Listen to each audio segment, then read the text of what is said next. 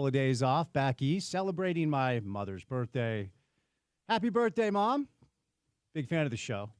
You know, as long as my mom listens, I know we're doing okay. My mom thinks I'm smart. She thinks I'm funny. And so that's all I need. So it was a good time being back home, but great to be back. I always say it's fun to leave, but it's always better to come back. And great to be back on the ground here with a busy Tuesday show. I often talk about whenever I take a little time off. A pet peeve of mine is when a sports talk radio host comes back from vacation to recycle and regurgitate topics and storylines that happened while he was away. You guys move on, and so the show does as well. We will do a little Super Bowl, though. Got a couple of football guests on the program today. We'll do a little college and pro football on the show. Utah Jazz in action last night against Luka Doncic and the LA Lakers, a sentence I didn't think I'd be saying.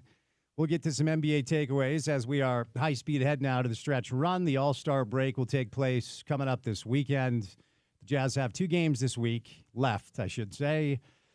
The Lakers and Luka Doncic will be in town on Wednesday. It's funny, LeBron plays for the Lakers, and as a result of this Luka trade, we're saying Luka Doncic and the Lakers rolling into town. But it's a hot ticket. Tried to get a couple of buddies some seats, didn't work out, so a lot of people excited to see that game. And then the Clippers are going to roll into town on Thursday, and then the Jazz will say their goodbyes to each other for a little while. All-Star break. This time of year in pro basketball, man, it really is such a grind. A lot of people looking forward to taking some time off. And so we'll get to some NBA, talk about NBA storylines at the All-Star break, of course, from the prism and perspective of the Utah Jazz. I've been very impressed with Isaiah Collier. He continues to play very well. And the Jazz were just overwhelmed last night. It's hard to analyze a team that's not serious about winning. And ultimately, we're trying to analyze these players through the prism of what do they look like when they're playing for a team that's actually trying to win, a team that's actually good. So we'll do some Jazz, and we'll do some NBA on the show, do some NFL, some Super Bowl on the show as Philly has once again lost their offensive coordinator after a really good year. This time it's Kellen Moore who's heading down to the Saints to take that job. The latest on college football, really not a lot right now. It's kind of a quiet time for college football. University of Utah started their season ticket renewal process today. Hate to break it to you guys, ticket prices go up. They just go up everywhere. That's just how it is. And it doesn't matter if they had a great year or a year that left a lot of fans wanting. Ticket prices are on the rise. And donations, as far as the asks of you as members of our community and fans of the University of Utah football program, they're on the rise. And they'll continue to be on the rise. It's up to you as the consumer to decide what to do with your dollar. But I've seen a lot of people upset that they're paying more this year for Utah football tickets than they did a year ago. Just breaking news, ticket prices will not go down, just so you know. That's just kind of the deal. But we'll do some Utah football on the show. It's a big night in local and national college basketball. And we say goodnight a little bit early. Instead of our typical 4-hour marathon, we'll do about 2.5 hours of radio today and then hand the reins over to Bill Riley and Sean Mooney for a little Utah-Cincinnati basketball. And at the very same time, BYU takes on West Virginia. BYU an underdog in that game. Both of these teams need to win tonight, certainly if they want to keep anything special alive for their postseason hopes. And Utah State also in action taking on Colorado State. So a lot to do on the program. Good guest list. We'll start things off today with Scott Mitchell. We'll do some Super Bowl with Scott. We'll do some Utah football with Scott. Whatever else comes our way with Scott Mitchell, who joins us coming up right out of the gates today. After Scott stops by, we'll head on over to Tim McMahon, NBA Daily Assist style. His thoughts on the Luka Doncic debut, the latest with the Utah Jazz, and big picture NBA stuff as our guy is probably ready to take some time off. Unless he's headed to the Bay for the All-Star game, he might be. We'll check in with Tim today. Eric Weddle, one of the best to ever do it for the University of Utah, rolls by. Talk some football, and then about 4:25, we will bid you a good afternoon and send it over to Utah basketball on the radio station today. So Scott Mitchell, Tim McMahon, Eric Weddle, me, Spence Checketts, all of you, the great listeners, happy Tuesday, happy snowy, cold Tuesday afternoon. Folks in the mountains celebrating and rejoicing that the snow is falling this week. And that guy, Porter Larson, who held the fort down with Tony Parks for a Friday and Monday show. Did I miss anything exciting? Hijinks, hilarity ensue? What happened with you and Tony Friday, Monday? No hijinks, no hilarity. We were pretty. No hijinks or hilarity? Maybe some hilarity, but we were pretty busy. Actually, there was some hilarity. I think it was Thurl and Tony started talking about Janet Jackson a lot. It was a good time though. It was a good time though. The Super Bowl halftime, Janet Jackson, Yes. Justin Timberlake faux pas. Yes. That was an awkward moment for all of us. But outside of that, we stuck pretty on schedule. Super Bowl, Jazz, Lakers, the trade deadline with the Jazz and Lakers playing while all that was going on definitely helped the fodder on the program. So yeah, we had plenty to discuss, and 2 days is not that much time in radio world. No, it's not, and neither is 2.5 hours. Some people do like a 2-hour radio show every day. Whew, God bless those people, man. Let's do it. If they would pay us the same to do 2.5 hours, I'd happily move time slots, but I don't think that's how it works. Okay. But today we're only doing like 2 hours and 25 minutes. This time slot, if we could just have Bill take over every day at 4:30, hey, I love it. Yeah, that'd be great. In fact, you know what? Will you text Bill and see if he'd be willing just to take over from 4:30 to 6 every day starting tomorrow? I think he gets done up on campus usually around that time. Oh, let's be honest. Bill's not doing anything up there, man. They gave him a nice office. He's chilling with his feet up, cigar, little vodka tonic. I did have a cigar this weekend. Maybe a little peach Snapple. I saw your Instagram story. You were barbecuing with my guy, Zach Moss. Our guy. My guy. Friend of the show. Friend of the program. All right, Porter back producing. Appreciate him holding it down while I took a little time off, and it's great to be back on a Tuesday. Our first guest right out of the gates is Scott Mitchell. But before we get to Scott, courtesy of our good friends at Prize Picks. Prize Picks, right now, the All-Star Weekend is almost here, and Prize Picks is the best place to win cash while watching your favorite players during the game. And the Saturday night events like the three-point contest. You can now win up to 1,000 times your money on Prize Picks. So make sure to download the Prize Picks app today and use the promo code ESPN700 to get $50 instantly when you play $5. Promo code ESPN700 on Prize Picks to get $50 instantly when you play $5. Win or lose, you'll get $50 for just playing. That's guaranteed. Prize Picks, run your game. You must be present in certain states. Visit prizepicks.com for restrictions and details. Time now for your opening tip on a Tuesday afternoon. All right, so like I said, I've always had this pet peeve because I'm not just a sports talk radio host. I'm a longtime consumer and listener, both here and elsewhere, growing up listening to Mike and the Mad Dog on 660 WFAN in New York, and out here listening to a lot of guys that I ended up working with, like Gordon Monson and Craig Bowlerjack. And whenever a radio host takes time off and rolls back and decides to recycle all the topics that have already happened, it's kind of irritating. So I'm not going to do a ton of it, but I did want to talk a little Super Bowl here on the program today.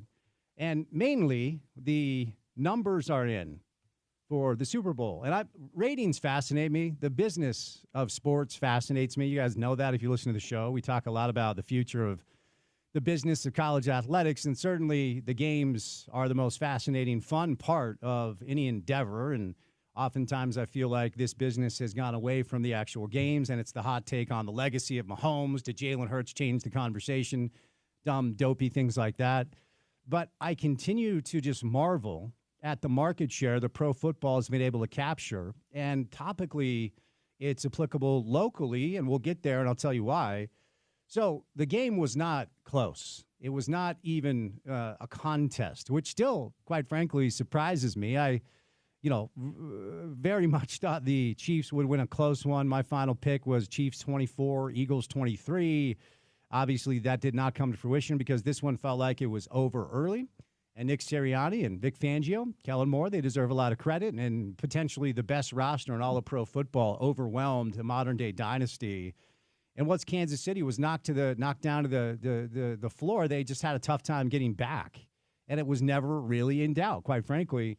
So I thought that would affect potentially the number. And yes, Jalen Hurts, well-deserved MVP. I've talked about this all year. I just never understood the Jalen slander. I still don't.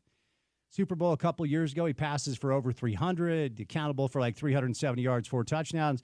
They leaned into running the football this year in a way that they hadn't prior to because they have freaking Saquon Barkley, the best back in pro football and the best back of this generation.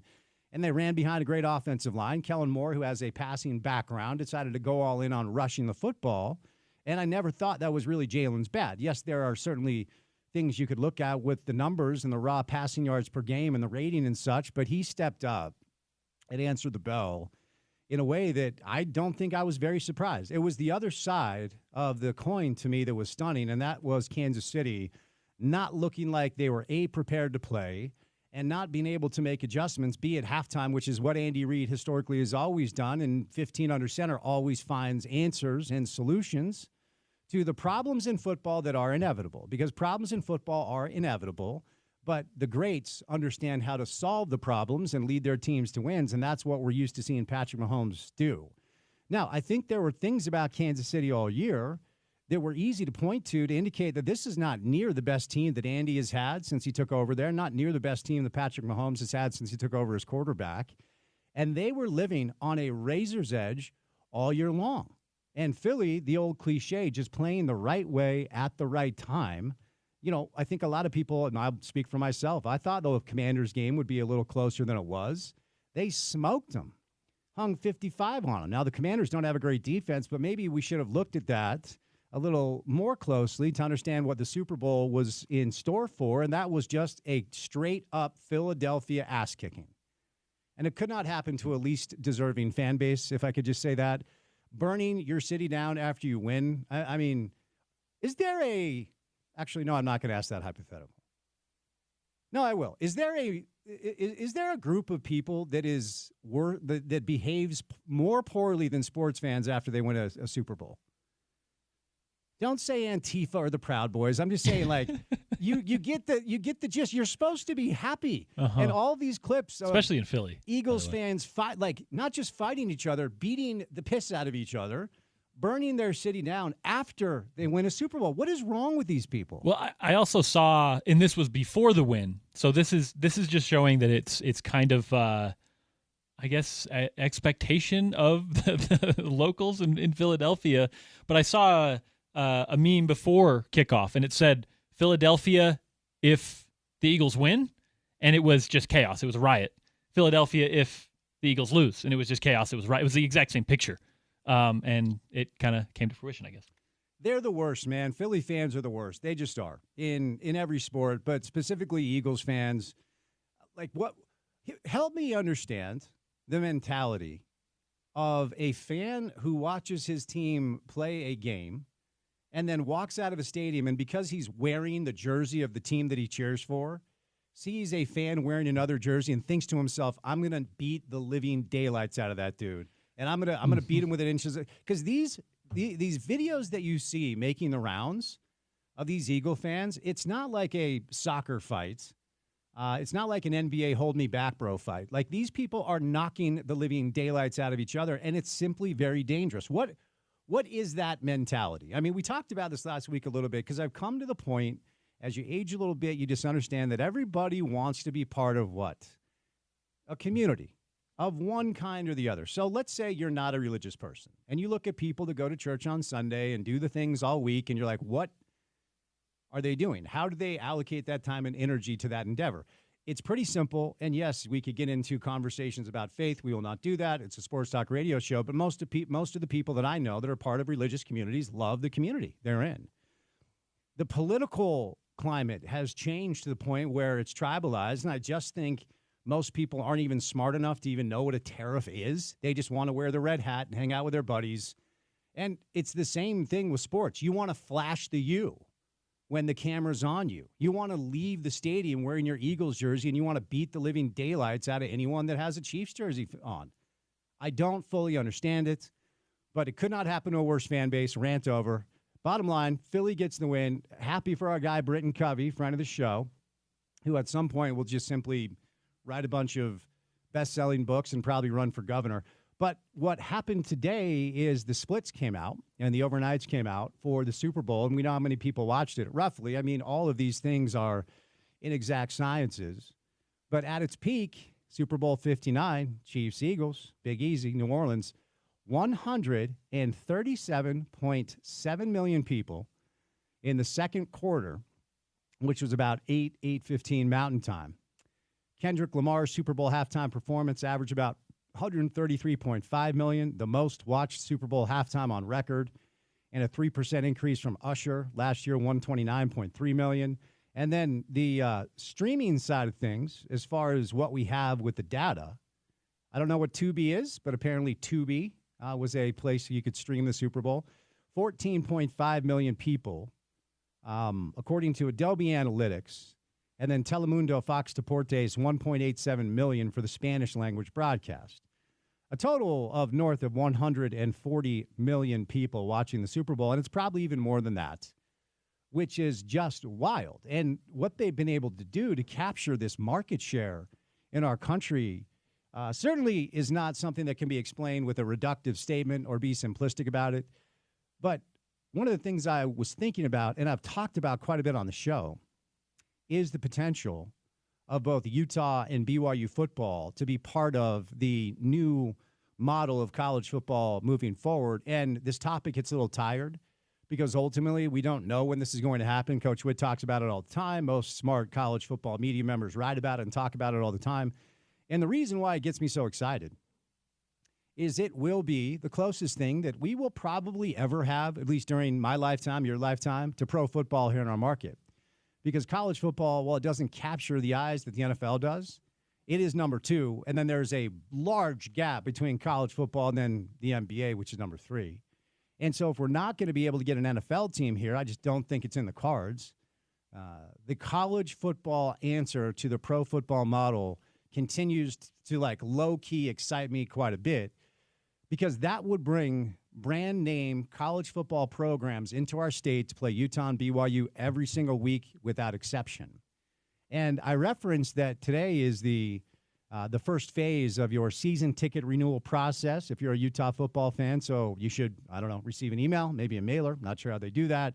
But if you did not and you're interested in Utah football tickets, I don't think you'll be able to get them because there's a long waiting list. But ultimately, as we've talked about, the home slate for Utah football this year is Cal Poly, Texas Tech, Arizona State, Colorado, Cincinnati, and K-State. Now, comparatively speaking to what a Big 12 home schedule could be, it's actually not bad. It's pretty good. Not bad. Not great, not bad. And certainly we became pretty spoiled as members of the Pac-12 and the footprint that brought us Oregon and SC and Washington and UCLA and obviously, it ebbs and flows as far as how good those teams are, but the brands are the brands. You get the point. And so I am very excited at the prospect for the day that Utah and BYU football release their home schedules, and they're part of this big college football ecosystem that's moved into a pro model. And every single week, the biggest brands nationally are rolling into town to play Utah and BYU.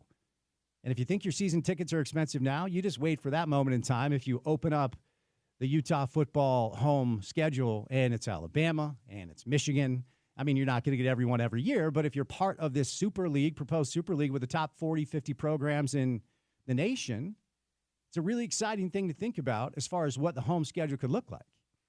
And with how many people that now football is clearly captured, pro and college, it changes the economics of not just the university that you attended, but the community you live in. If Utah and BYU can be part of this reality. So when I saw that number, it's hard to fathom that 140 plus million people are tuned into a sporting event. But that's what this is.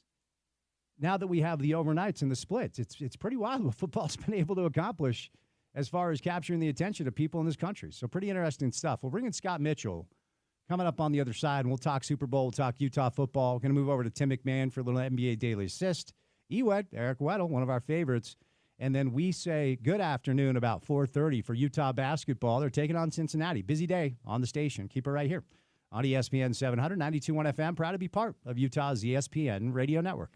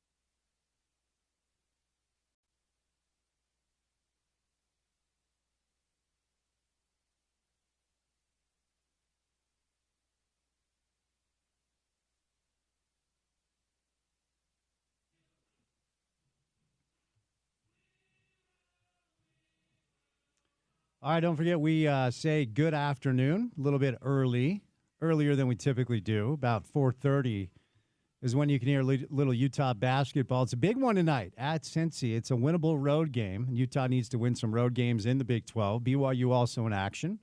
So stay tuned for that. But we'll start things off on a Tuesday afternoon with one of the best to ever do it at the University of Utah, longtime NFL quarterback, friend of the program. His name is Scott Mitchell. Scott, happy Tuesday, sir. How are you? Thanks, Spence. I'm doing great. Love to still talk about the Super Bowl because it was very interesting, but really glad to be on the show. Appreciate the time as always. So let's get to it. I don't love like the media cycle after a Super Bowl where it's like, what does this mean for Mahomes' legacy? He lost a Super Bowl. But I do want to ask you what sort of questions Jalen Hurts answered with that performance. I like him. I always have. I think he's a winner. And it felt like they were rushing the football with intent this season because they have a running back that is generationally special, and Jalen's also very good with his legs to limit some turnovers. And so he took a lot of heat because he has great wide receivers, but the numbers weren't always awesome. So let's start with the Philly side of things and Jalen Hurts and what questions you think he answered with that Super Bowl MVP. I've always been a big fan of Jalen Hurts. I love how he handled all of the challenges in his career. You think back when he was at Alabama and lost his job after winning a national championship. I mean, he lost his job at halftime of a national championship, and he stayed there, and he held his head high. And that's not an easy thing to do. I mean, you're an athlete, and you've been out there, and you lose your job. It's about the worst thing that could happen to you. And he handled it so well. A lot of guys that quit, a lot of guys that go to another program. He graduated. He goes to Oklahoma. And then he's drafted as more of a novelty. He's drafted like as the next iteration of Taysom Hill. He's this like Swiss Army knife type of player. So I don't think the Eagles even said, "Oh, we really look at this guy as our franchise guy." And he played himself into it because he wasn't very good. He wasn't at throwing the football. It wasn't accurate at all. And kind of the same thing with Taysom Hill. And Taysom Hill tried to be a quarterback and just could never do it. He's an awesome player. I'd love to have Taysom Hill on my team because there's so much you can do with him, but not as my quarterback. And Jalen Hurts has really done a number on his and really grown as a player throwing the football. You know he can run. You know that he's competitive. You know he's a winner. You know he's tough. But you got to throw the football in the NFL consistently if you're going to get to that next level. And he somehow did it. And I don't know, because I'd like to sit down with him and find out how he did it, because so many guys don't and can't. And, I mean, Tim Tebow is another guy that was kind of this dual threat type of player and winner and all that stuff. But Tim Tebow just couldn't throw the football consistent enough to win it. And so when Kansas City just said in the Super Bowl, you're going to have to beat us, Jalen Hurts, because Saquon Barkley isn't, and we're going to stop him. And I love the aggressiveness. I love the play-to-win mindset. I love that, he answered. He answered big running the football. He answered big throwing it. He had an interception, and he just moved on. It didn't impact his play. He was definitely ready for the moment and really elevated himself to a different level. And I love the guys that kind of overcome things, and I love the guys that are forgotten. I love the guys that, this is all about Patrick Mahomes and the Kansas City and their legacy, and is now Patrick Mahomes kind of in that GOAT with Tom Brady conversation. And Jalen Hurts says, F you guys, I'm going to go win the Super Bowl, and I just love that. So at what point, Scott, did you believe this thing was done? Because it felt like Kansas City got knocked to the canvas and never fully regained their footing. And when they did, they were wobbled. And I just, I'm watching with my entire family, and they're asking me, like, is this over? After Cooper DeJean gets the pick six, and then later on, A.J. Brown with the touchdown pass, it's 24-0. And I'm thinking, 28-3, Pats, Falcons comeback. I'm like, well, it's possible with 15 under center, and Andy's going to do something at halftime because they always do. And that momentum never came, man. It really just didn't, outside of small incremental spurts here or there. At what point, Scott, from your vantage point, were you watching the game and you went, all right, that's it, it's done? I knew it was going to be tough for Kansas City all game long, and that defense is stifling, and they're amazing up front. I mean, everyone talks about up front And yes, games are won up front on both sides of the ball. And Philadelphia, won the football game on both, but that secondary is very athletic. They play tight coverage. The linebackers are athletic. They flow, and what they do is they just don't give you anything extra, and they make you work so hard that you have to be very precise at what you throw, and you have to be very patient and methodical. And Kansas City just never was that team. And I think a lot of people don't appreciate how well that the Eagles tackle. And I've been on teams with defenses like this where like it is so hard to get anything on that defense. And I saw that right from the beginning of the game. I said, it is going to be a long game. And Patrick Mahomes has started slow pretty much in all of the Super Bowls he's been. And Tom Brady even talked about starting slow. But where they didn't hurt themselves is they didn't turn the ball over while they were trying to figure things out.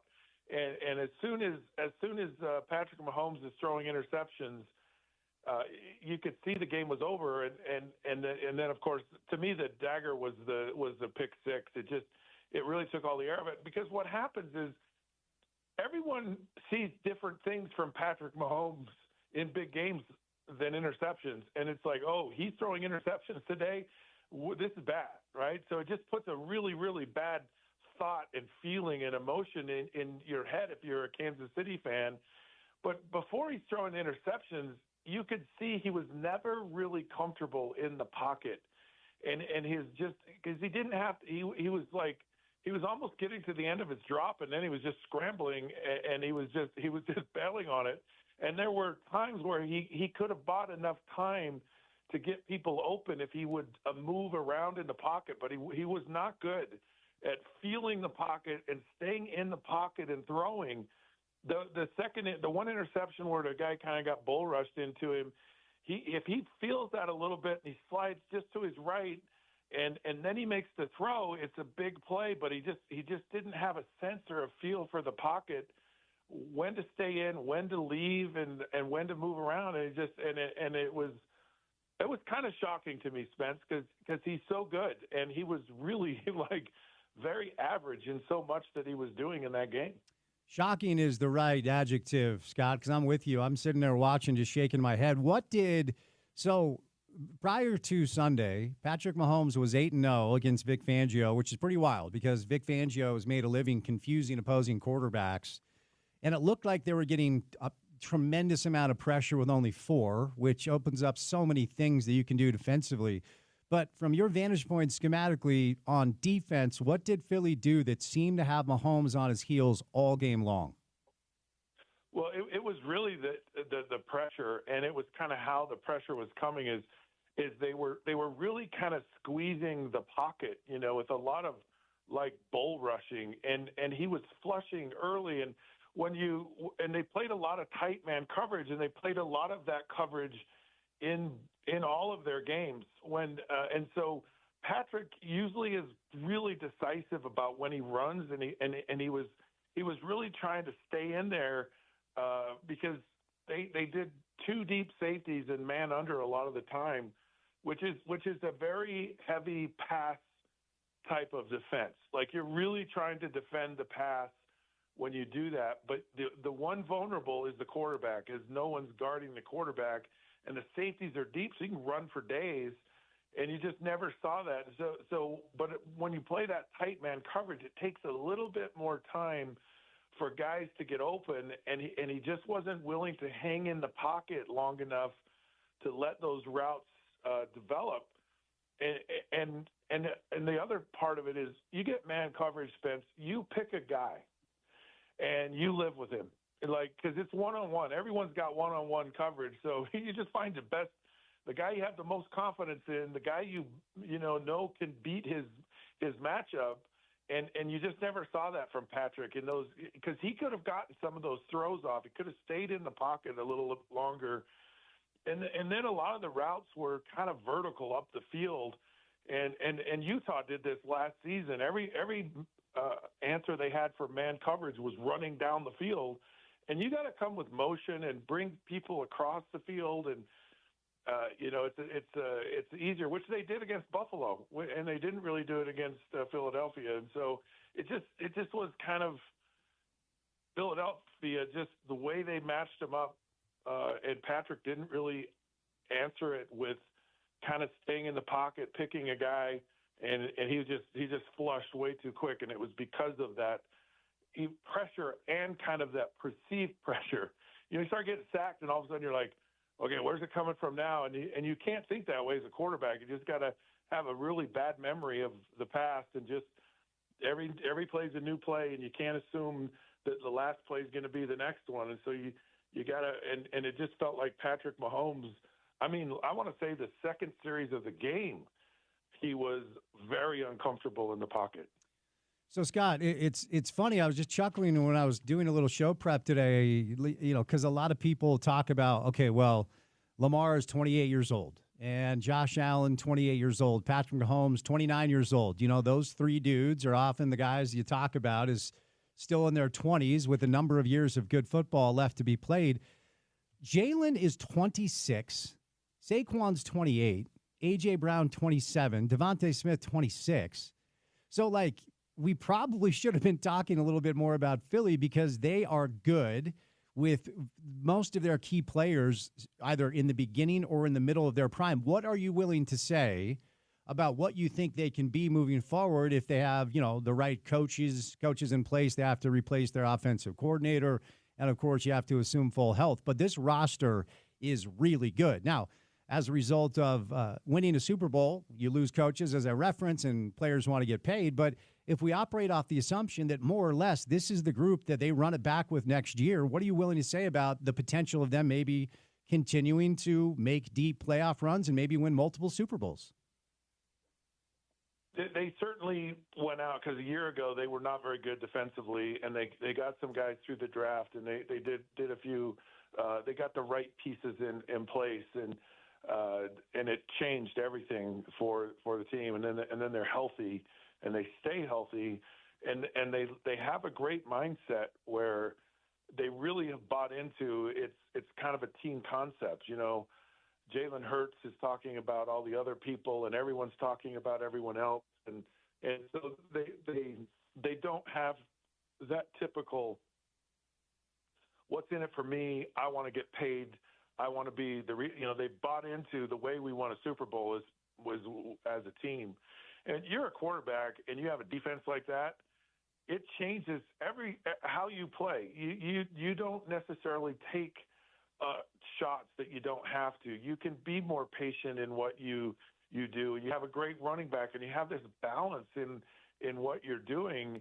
It's a lot like how Terry Bradshaw won 4 Super Bowls with a great defense and he had a great running back. And I mean, it feels very similar to that type of team.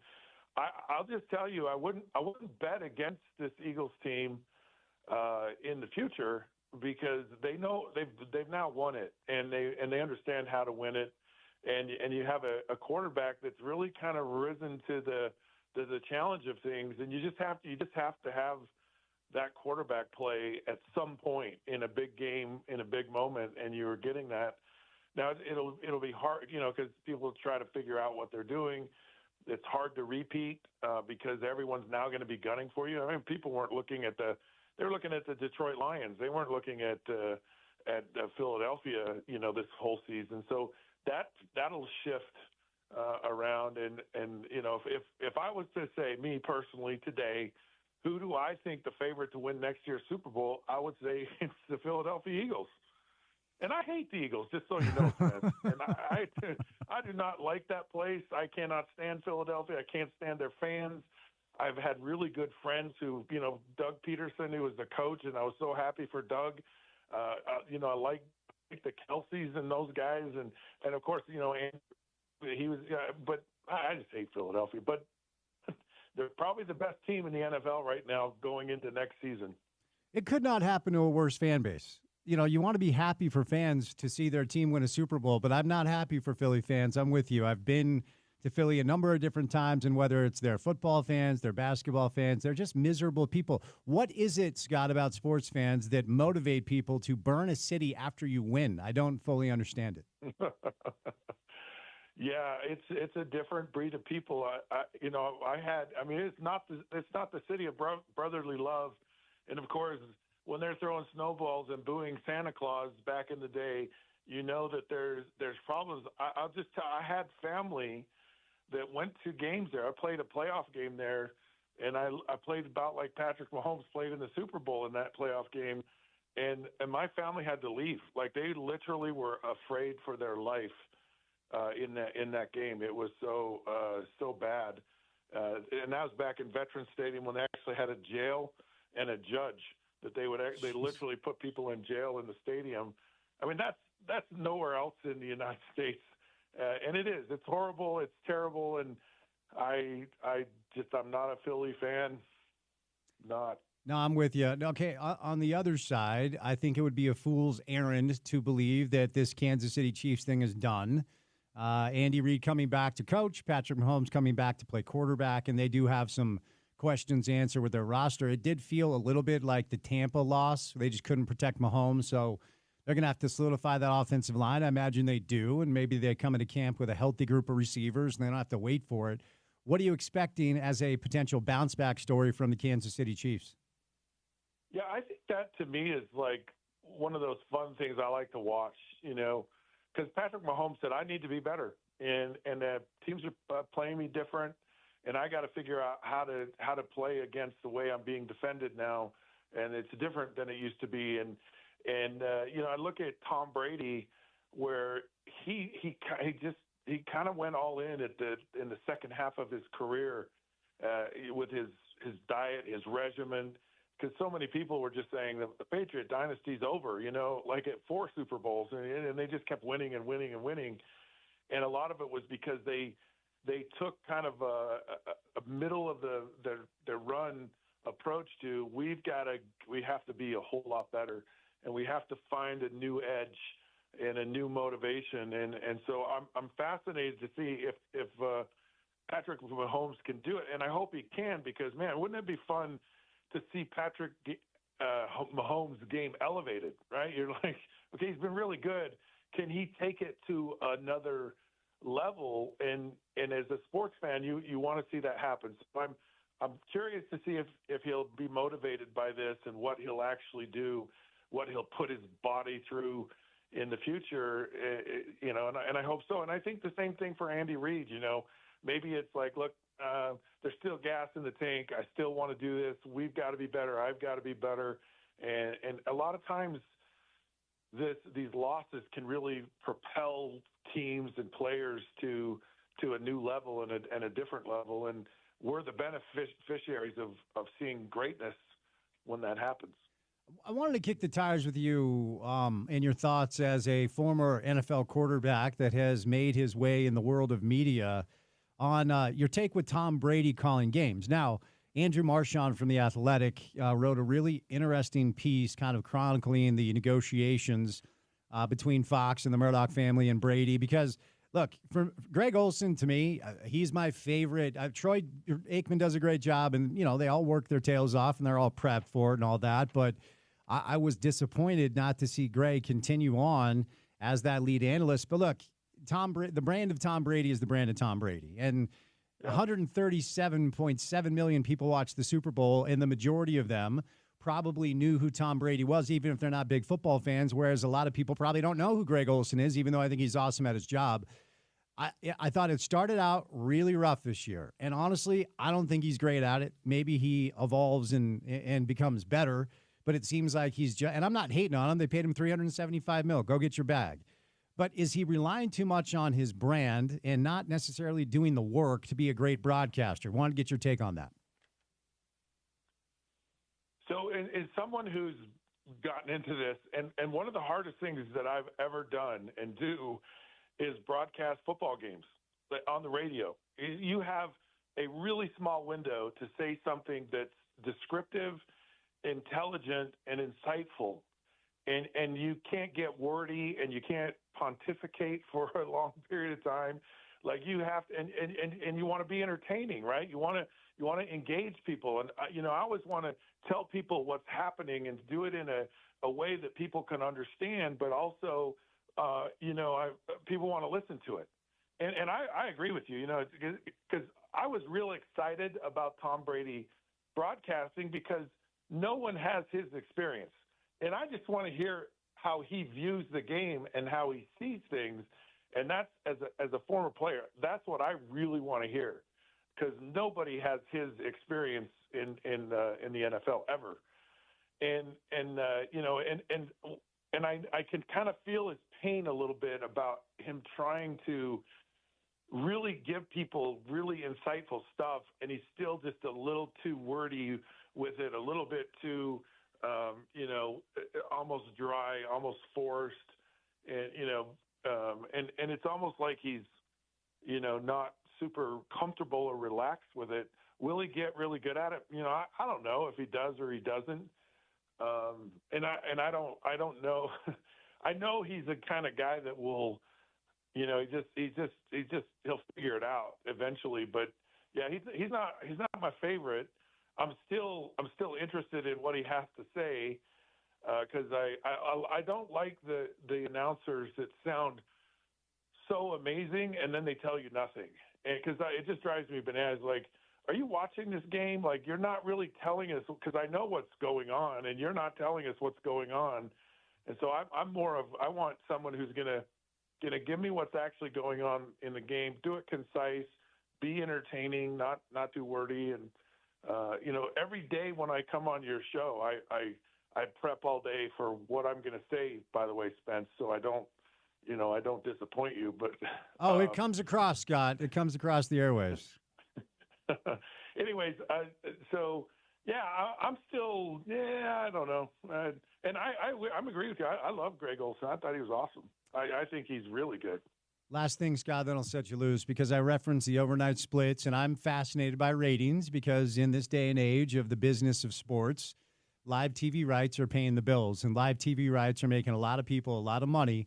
And 137.7 mil at its peak in the second quarter was the number. And you combine that with about 14, 15 mil in streaming, about 2 mil with the Spanish broadcast. We're talking about north of 145 million people watching a sporting event. How would you articulate the way football has captured the market share in the United States? And ultimately, do you feel like it's going to continue to go in the right direction for the NFL? Well, it's to me, it's all in how the distribution happens, through streaming and where all that goes. I'll tell you, one of the things I think that makes football interesting is gambling. And I hate to say that, but I think a lot of people tune in. They've made it so much easier to bet on the sport, and that you get a lot of interest from that. And I don't see that going away anytime soon. And you look at shows on television, and football is the highest rated show on anything ever, and it's compelling. There's a really, I think the NFL's done a tremendous job of creating interest in, here you have Kansas City, that's not a big market team, but they've garnered a lot of interest, nationally and maybe internationally. And they're not one of the bigger markets. So the NFL has done a really good job of being very inclusive in all its teams. The whole idea of parity, how it's all structured, that your team always has a shot. Next year could be our year kind of thing. So you get fans engaged. People will tune in large markets, even when the Giants and the Cowboys suck. So the NFL's they've got a great product. And they got a great distribution network. The streaming thing will just continue to grow and grow, and then there's a lot of wide interest in the sport outside of just watching the sport. With gambling. So yeah, I think the NFL's in a very good spot. Scott, thank you, my friend. Appreciate the time on a Tuesday. Have a great week, and we'll get you on soon. All right. All right, sounds good. Thanks, Ben. All right, Scott Mitchell, one of the best to ever do it at the University of Utah. Good enough to join us on a pretty consistent basis here on the program. Appreciate his time. All right, guys, listen up. Valentine's Day Friday, right? Valentine's Day on Friday. So, got a special offer. Don't blow it for your significant other. Ogden Clinic Hadley Dermatology is offering my listeners 20% off of Botox. It could be for you. Guys get it. What do they call it? The crows, something on your eyes? I don't know. But women love it. and they're always looking for deals on Botox. So if you've heard your wife or your girlfriend talk about, I'd love to get a little Botox, but it's pretty expensive, take advantage of this deal today and do it right now by getting 20% off Botox for your significant other for Valentine's Day coming up on Friday. Call this number right now at 801-657-5664. That's 801-657-5664, 801-657-5664. You can also visit HadleyDermatology.com. But wait, there's more. The weather will turn, and it will be warm. You don't want to be the guy at the pool that takes his shirt off and you look like a gorilla. Laser treatments, 25% off. Back, chest, whatever else, your business, not mine, but 25% off laser treatments as well at 801-657-5664, 801-657-5664. But wait, there's more. Are you a golfer like me? Are you a hiker like me? When the weather is warm, are you outside all the time? Well, that's great because Utah is like second to none anywhere with outdoor activities.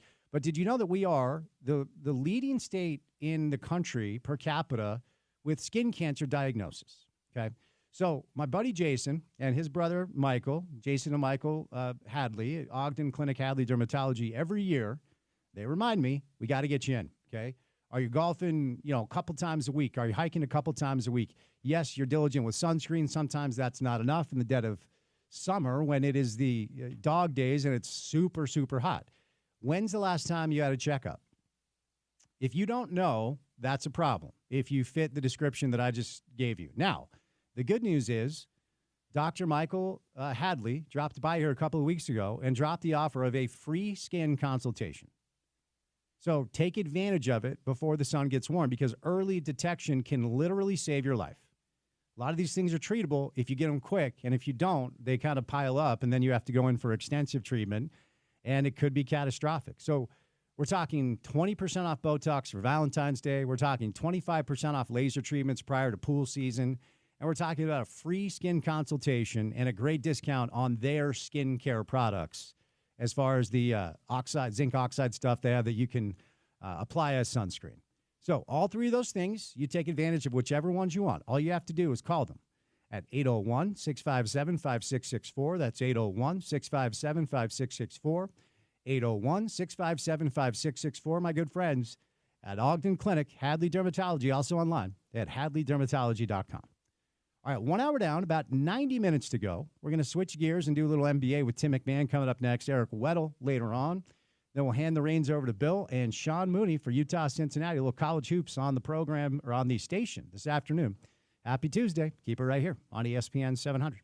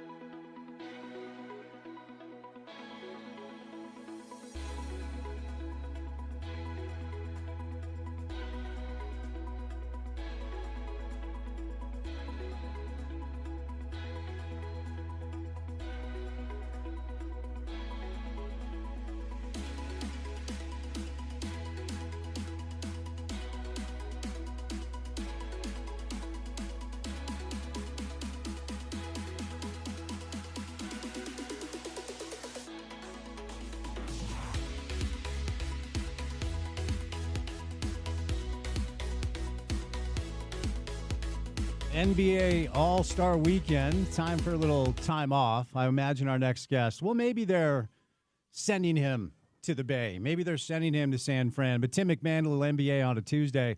Are you getting the hell out of Dodge, or you got to cover this All-Star Weekend? Howdy, partner. I will be nowhere near San Francisco. I'm going to take me a little siesta over the weekend. That a guy. Is this a staycation, or are you going to be hopping on a plane and laying on a beach somewhere? I am in a position right now where I'm not going to be sharing my whereabouts any more than I have to. I've gotten some heat and some unpleasant direct messages and all these kind of things lately. So I'm going to keep it vague. You know what? We might have to start referring to you as a celebrity reporter. We typically utilize that only for McMenamin, but if you have evolved to the point where you are not willing to share your vacation plans, you may have arrived as a celebrity reporter now, Tim. I would just say a cautious reporter who, get this, you know what I'm being branded as by some Mavs fans right now? What's up? A mouthpiece for the Mavs organization. That is one hell of a career term for me. Wow. I'm only months removed from being the primary Mavs hater in the market, but now I'm the mouthpiece. It's funny how facts, you can just consistently report facts, but feelings can change rapidly. Wait. You have to educate me. Why is this happening? What have you done to be branded something that you very clearly are not? The number one thing I did was report the Mavericks' reasoning for making the most shocking trade in NBA history. Then the number two thing I did was report that Nico Harrison has received death threats and racial epithets and all the kind of awful thing that comes along with sports fandom in the social media and internet era. Well, obviously it is chaos down there, so let's stay in the space, and then we'll get to some Jazz stuff. There just is not a lot of Jazz stuff to get to, Tim, as you know. So, No, there's not. No, there's not. So AD goes down. He's lost for weeks. Ultimately they lose to Sacramento. Fans, as you referenced, fire Nico signs. They're thrown out of the building. The early returns of what Dallas and Nico Harrison decided to do, certainly not on their side so far. And I would imagine the natives are quite restless. Fair to say? I mean, the natives are extraordinarily restless. It's just the whole thing's crazy. I don't understand the Mavericks' approach as far as handling the backlash. Like, dude, when you made this trade, you knew there was going to be massive backlash. You just traded one of the most popular players in the NBA, the most talented player in franchise history, and that's a mouthful because there was a dude who scored 31,000 some odd points in a Mavericks uniform. He's 25 years old, entering what should be his prime. I understand the concerns, whatever, but you traded that guy fresh off a finals appearance. Like, dude, there was going to be massive backlash, and to try to silence that backlash within the walls of your arena, I don't understand it. And honestly, like, I appreciate things like Patrick Dumont, the new owner of the team, giving an interview to the Dallas Morning News and blasting Luka because it confirmed a lot of my reporting about how the franchise felt. But it's not exactly the smoothest PR move that I've ever seen in my life. So some of this stuff has just been completely baffling. And, like, listen, if people are yelling fire Nico or, wearing T-shirts or whatever, like, okay, that's part of the deal that comes along with it.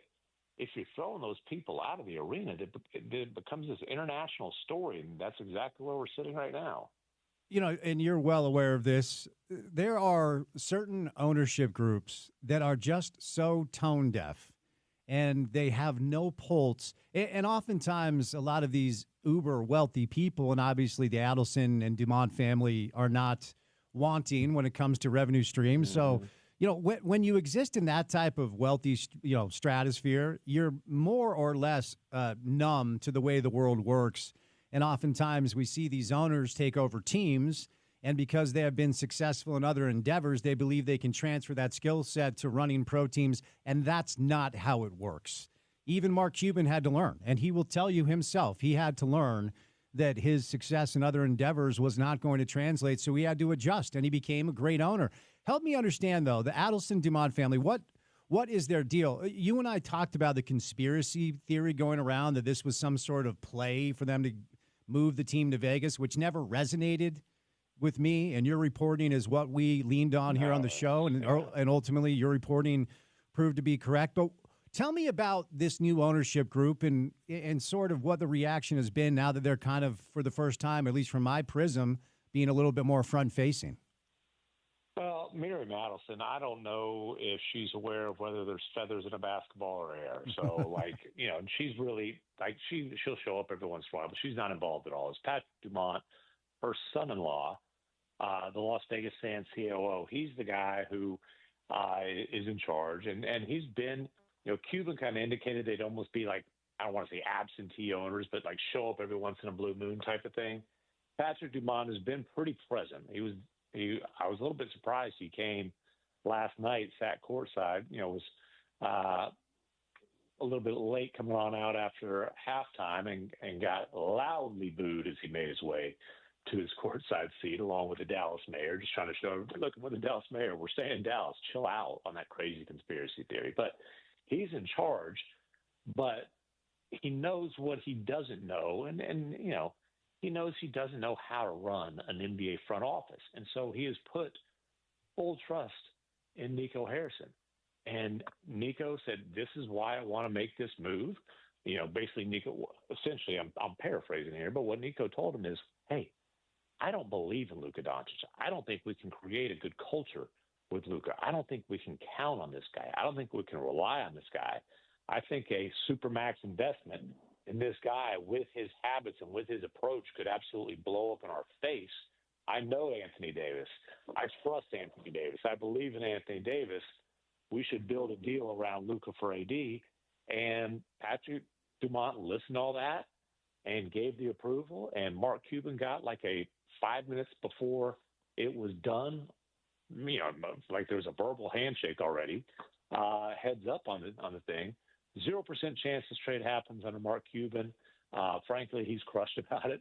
But he's still sitting there, sitting courtside, turning around, telling fans to sit the bleep down and shut the bleep up when they're chanting "Fire Nico" during mass free throws. But this is Nico Harrison's team.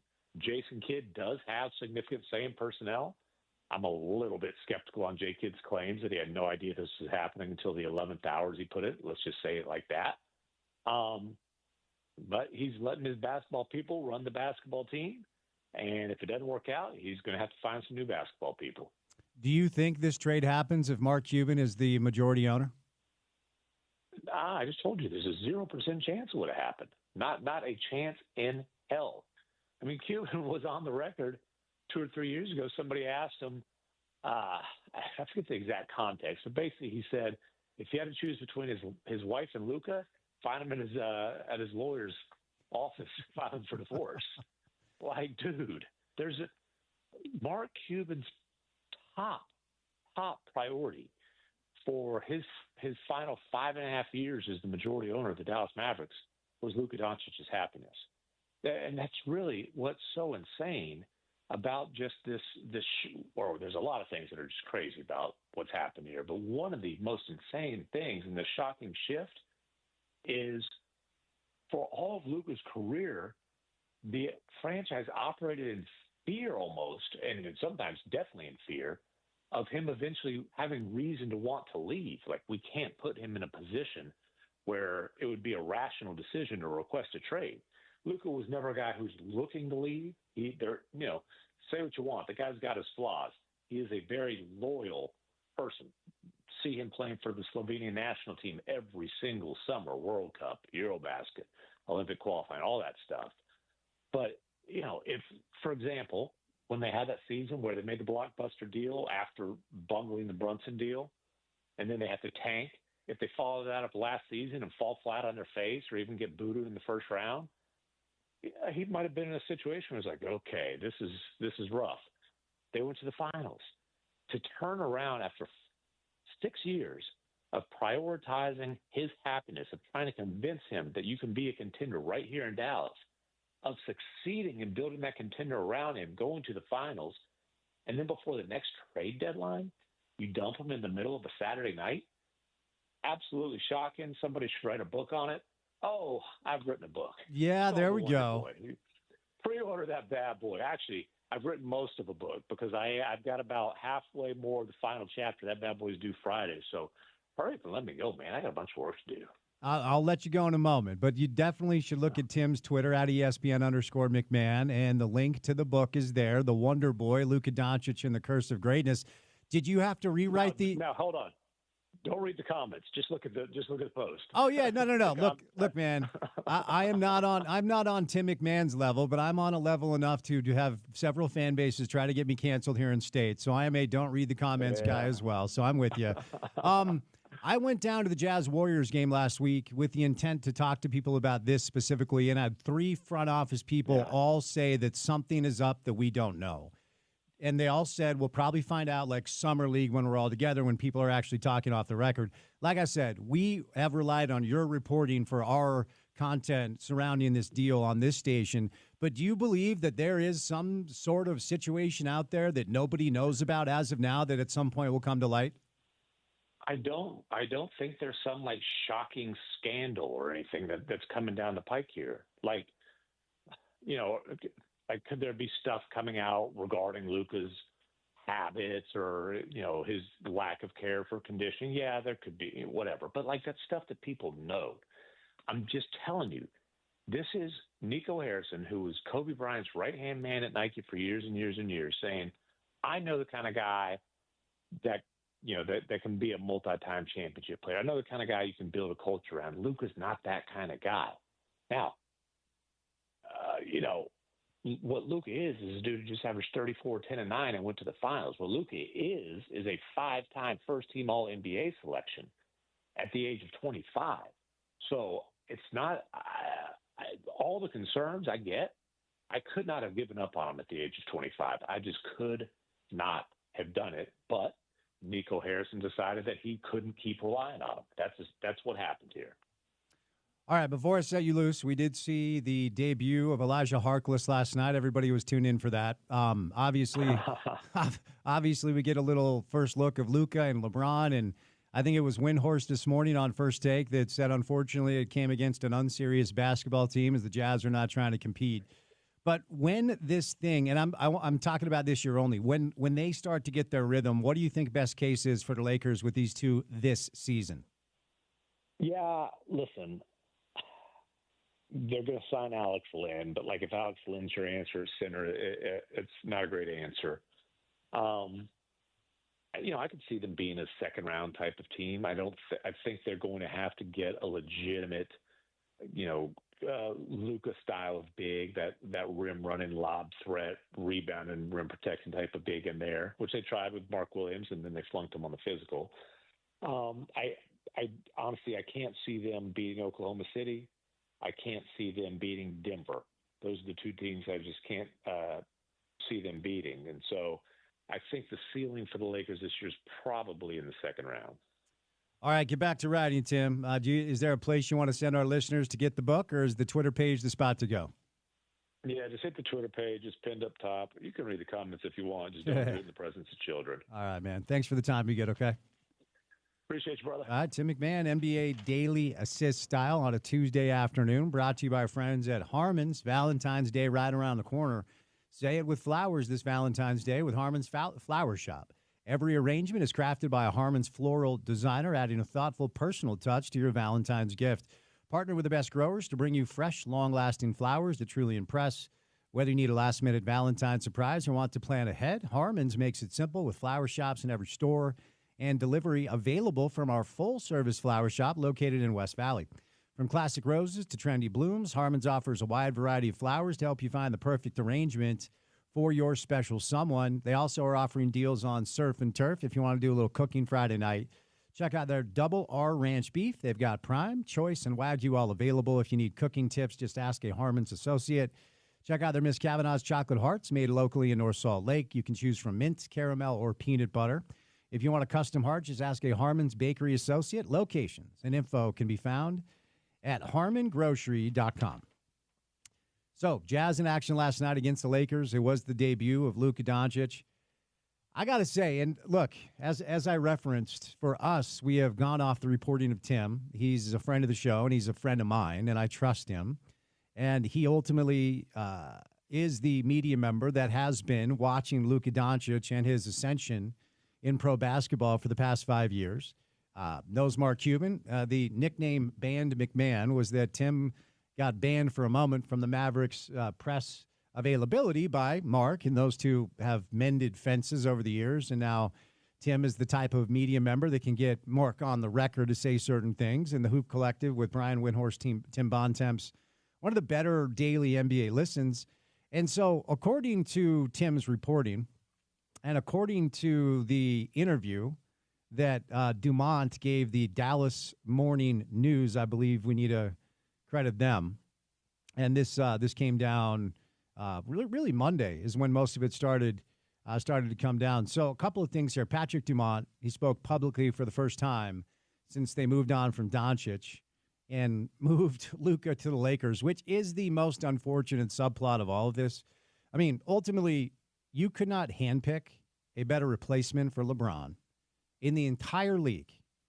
Like, if Adam Silver is like, hey, Jeannie Buss, guess what? You get to pick one player from any team, and you just pick him, and he's going to be your player that will replace LeBron in Los Angeles as soon as LeBron is done. She would pick Luka.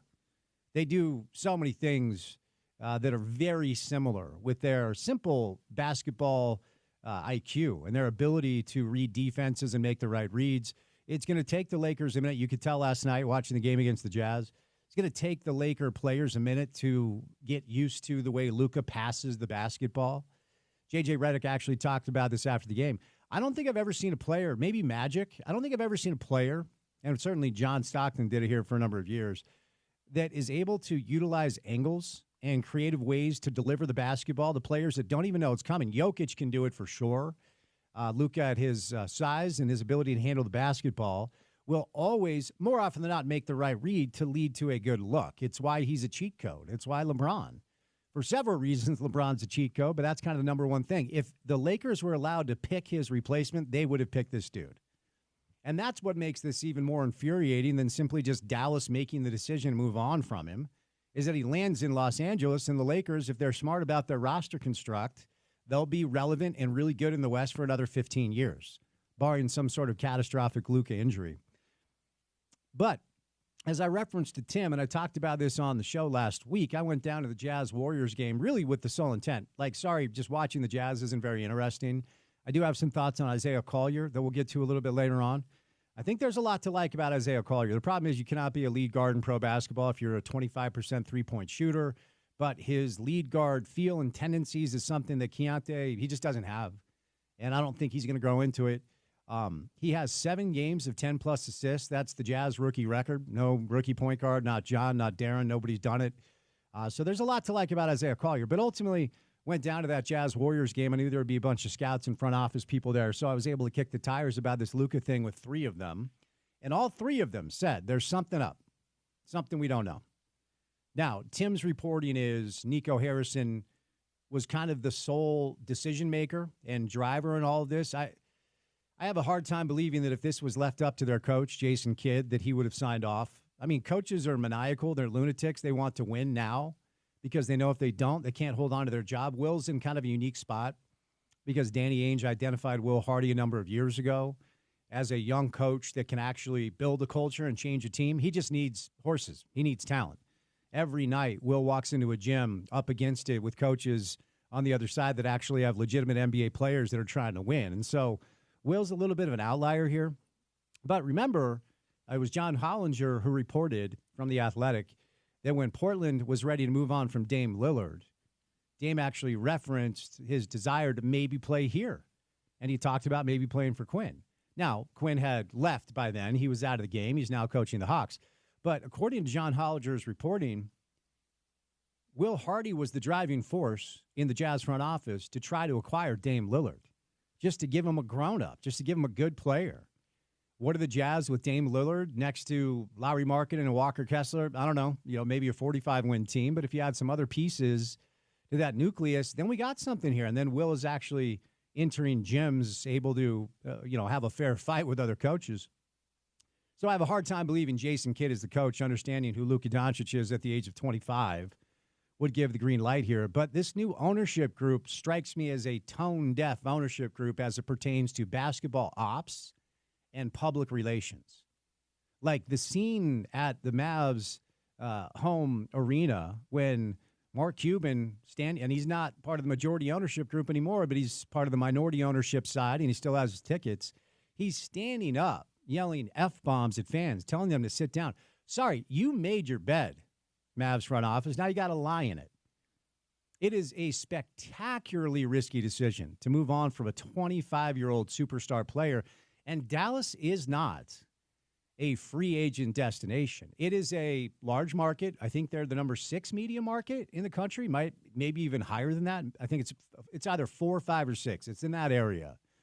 But you look back at their best teams, it wasn't as a result of some massive free agent signing. They drafted Dirk, they traded for Steve Nash, and they drafted Luka. And then when you have players like Dirk or Luka or Jokic, quite frankly, and guess what we're seeing? Victor Wembanyama, San Antonio. De'Aaron Fox is like, yeah, I want to play for the Spurs.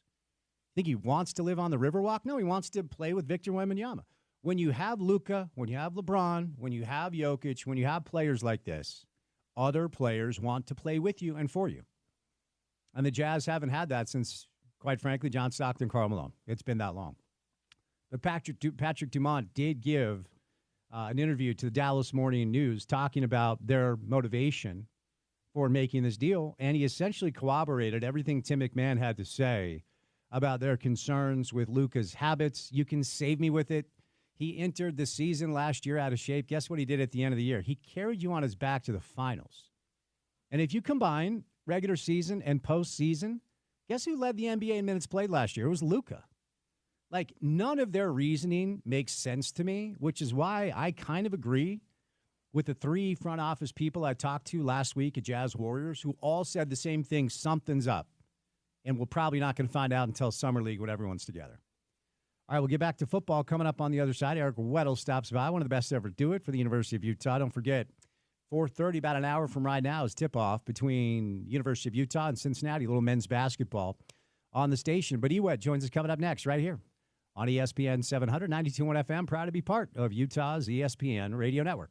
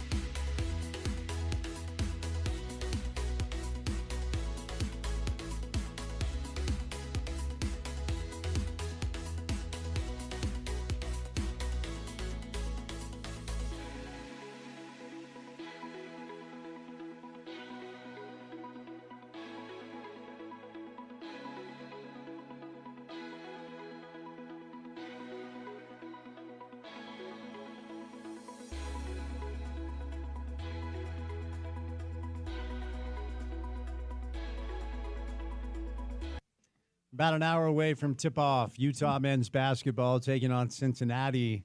Little Big 12 action. Bill Riley and Sean Mooney have that call for you. Fun to visit with Scott Mitchell to start the show. Tim McMahon, a little NBA, and now back to football with our guy Eric Weddle on a Tuesday. Ewed, happy Tuesday, man. How you doing? Doing great, man. Great to be on. Football season's officially over, so now I can turn the page. You know, as a retired has-been, my calendar year goes off the Super Bowl. So I'm ready to move forward and get on to the next season. We are all ready to be champions. That goes for the Utes. That goes for the RB Broncos. It goes for the future NFL Super Bowl winner. How you liking the coaching thing now that you've got a little bit of a sample size, not just a couple weeks? How you liking the gig? It's good. It's good. I'm able to keep myself challenged per se, still be around the game, still be around the kids, able to give back and teach young men to be real men in the real world, and that's something I try to pride myself on instilling those traits and routines and what that looks like. So it's a daily challenge for myself to give back to these kids, and I enjoy it. Is it what you expected? And what are the things about coaching football that have kind of caught you a little bit off guard? Well, I appreciate coaches much more as a coach than I did as a player. That's first and foremost. Man, the high school, there's so much that goes on behind the scenes. Like, you think of college coaches and NFL, and they do a lot, don't get me wrong, but nothing compares to being a head high school coach. And you're the trainer, you're the strength coach, you're the academic advisor, you're the psychiatrist, you're the everything in between. And so there's a lot goes on outside of the actual football X's and O's. And so I didn't realize how much of that I'd be doing, but I do like having an impact on them outside of football, because most of my kids are just going to go off to college or go in the real world, and I'm trying to prepare them for that. Tell me about your boy. What kind of player is he, and is there a chance we could see him playing college football here in Salt Lake City? Gosh, he's got a chance to be a good one. You know, he played this year as a freshman and started at safety all season, and really worked hard to give him a chance over the spring and summer of last year to give him a chance to compete, and he did it, took it, and ran with it. And then the second half of the year started at quarterback for us and really took us to the next level and took that spot. And now it's exciting to know where we are as a program with the players, and knowing we have a quarterback for the next 3 years and build around that. And, yeah, I mean, I tell people he's got a chance to be a program builder, to take a program to new heights, because he has that in him. He has that it factor. So I hope that he'll be able to play college football. He has lofty goals. Where that will be, I don't know. I'm just along for the ride and help him, guide him along the way. You know, isn't that interesting? I have a son who's about to turn 23, and he has moved on and now is making his way through the world in the in the area of actually working full time after he finished school. He's living in New York and he's working full time. Mm-hmm. And you know, it's funny, Eric. Like, when they're born, as their parent, you feel like, okay, they're going to be this, they're going to be that. I'm going to send them this direction. I'm going to influence, and then all you want to do is see them smile. You just want to see them happy, right? Exactly. And like, it's so what's the process been like watching this young man grow up and now seeing him becoming this prospect? And how do you balance that? Because you're in a tricky spot. It's a tricky dance. You're his coach, but you're his dad. Like, how do you balance that? It's not easy, if I'm being honest. Last year was hard at times, never being able to show affirmation to your son because of the optics and people being negative towards it. So it was hard at times, not gonna lie, of coaching him harder than anybody else, being so hard on him, and then not being able to pat him on the butt when he does good because of, I wouldn't say I was worried about it, but just trying not to add extra pressure on him, which he already has the world on his shoulders. and it's been like that since he was a little kid because of who his dad was. So he's mentally tough for it, and he can handle it. I just wish he wouldn't have to at this point of his life, but he's running with it. And, it is a tough dynamic. And, I coach him and love him as much as I do every other kid. So I don't lose sleep at the end of the night of what people think or say about him. He's going to get what he gets on what he does on the field and off, and how he treats people and how he leads and how he works. And at the end of the day, when he's the hardest worker, he performs at a high level than everybody else, then that's what he's going to be judged on, not by who his coach is. Yep, no, well said. One more thing here, because I am genuinely curious. We talk often, and we've had you on to talk about this quite a bit, with the changing landscape of college football and how NIL has changed recruiting, how it's changed the game, how it's changed the way you have to operate. How much of that, Eric, if any at all, has spilled over into your day-to-day with high school stuff? Well, the dynamics have definitely changed. And being a high school coach, I feel like the high school kids are getting the short end of the stick on a lot of these cases, whether it's recruiting, whether it's transfer portal, whether this JC rule, if it sticks, how that's going to look.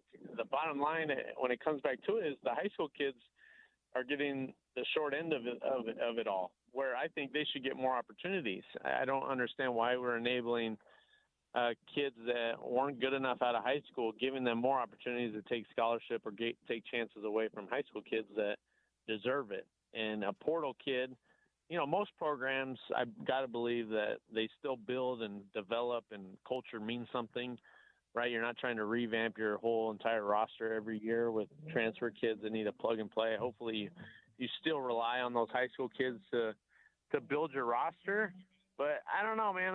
I just think that I'd much rather have a kid that I've been building and developing over the last year or two than a kid that is leaving a program for reasons that I may not agree with, whether it's money, whether it's more opportunities, et cetera, et cetera. I don't know. I'd rather pour into the kids that I have. Do your kids, the kids you coach, do they have any frame of reference for just how good you were, or do you have to send them to YouTube and say, read my articles? I try not to bring up my playing days because most of them could care less. And, a lot of my kids play. I think in the grand scheme of things, a lot of these kids they don't really love the game like we love the game growing up, and they'd rather be doing a lot of other stuff. So I'm just trying to keep them in the program more or less than explaining what really it takes to get to the next level. Fair enough. All right. Moving over now to the Super Bowl. Here's what I wanted to ask you right out of the gates when I saw you on the rundown today. How does your life change when you win that game? Shoot, for me, it didn't change anything really. My personal life didn't change at all. Who talked to me, who doesn't talk to me.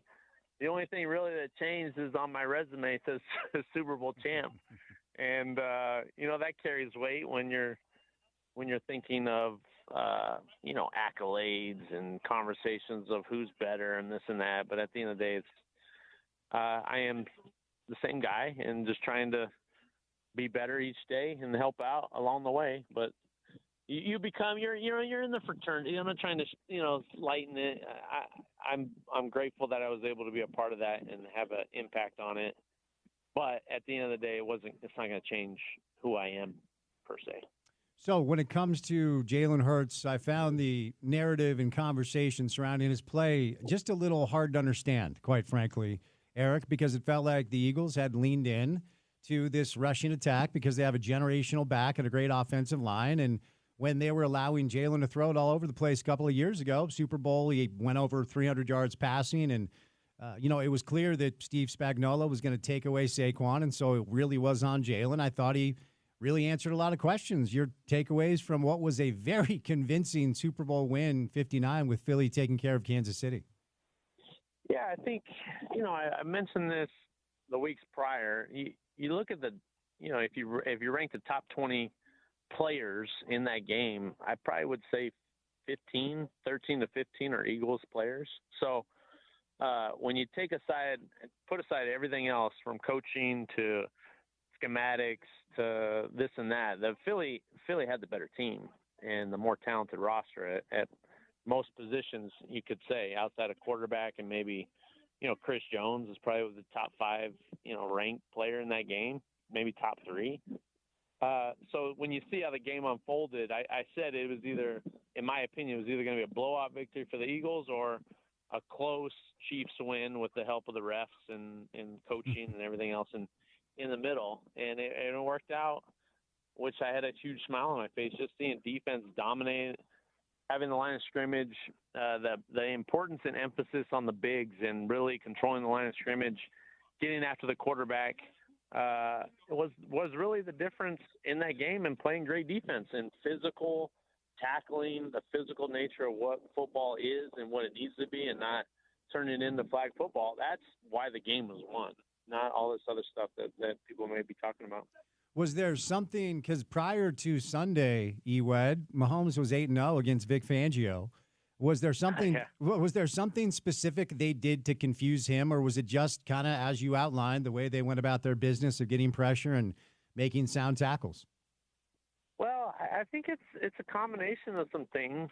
As great as Mahomes is, sometimes his greatest traits can be why you struggle at times. And I think him, at times, always trying to run around and make things happen and extend the play, it hurt him in this game, because in this type of game, you need to understand what the defense is doing, understand those rules. Obviously, play calling has an impact on those decisions.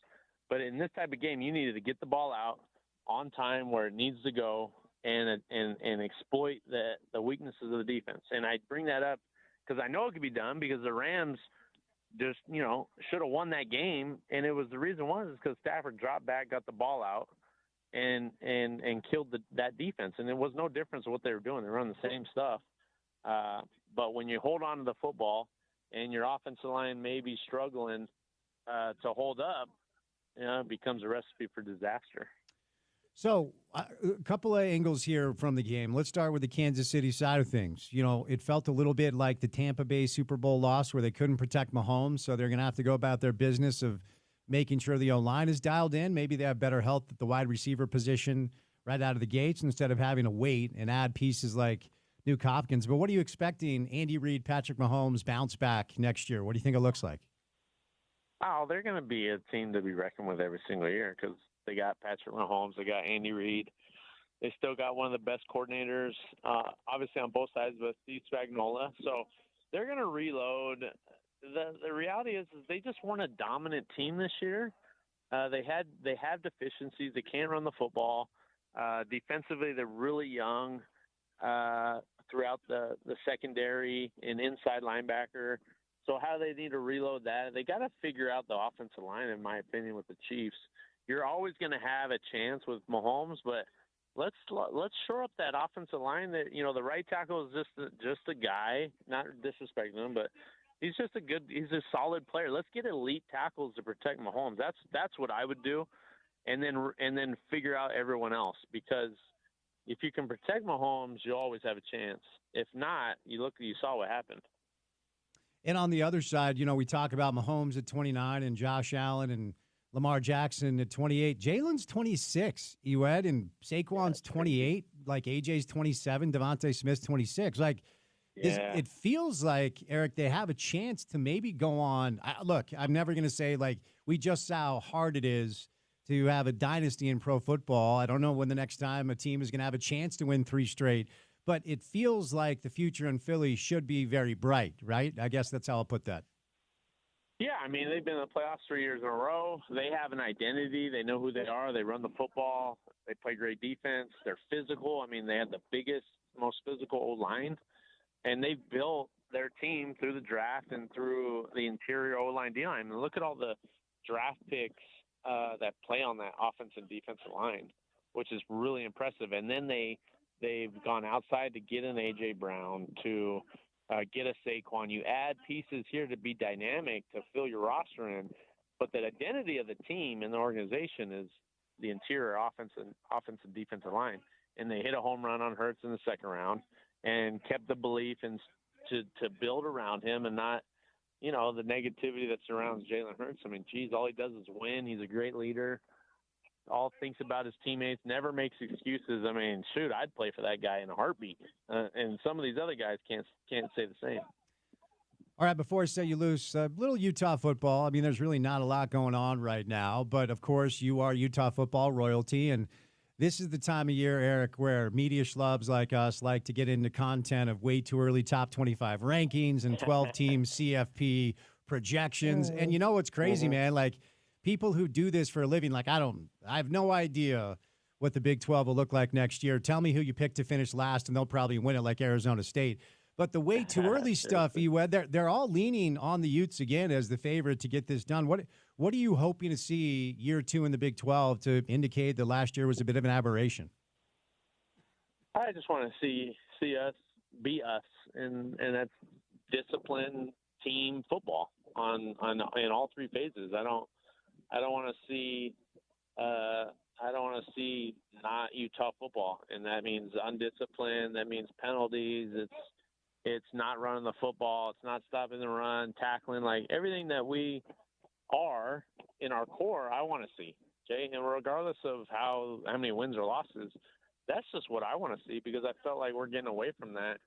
And I could be totally wrong. Like, I'm not intimate in that sense. Like, it's only what I saw. And what I saw last year was not Utah football. So I want to see us get back to who we are, playing our style of football, our brand of football. We got new dynamics on offense with new offensive coordinator, Coach Beck, and then bringing in these new guys and new players. Let's see what they got. I'm not over zealous on anything until I see it.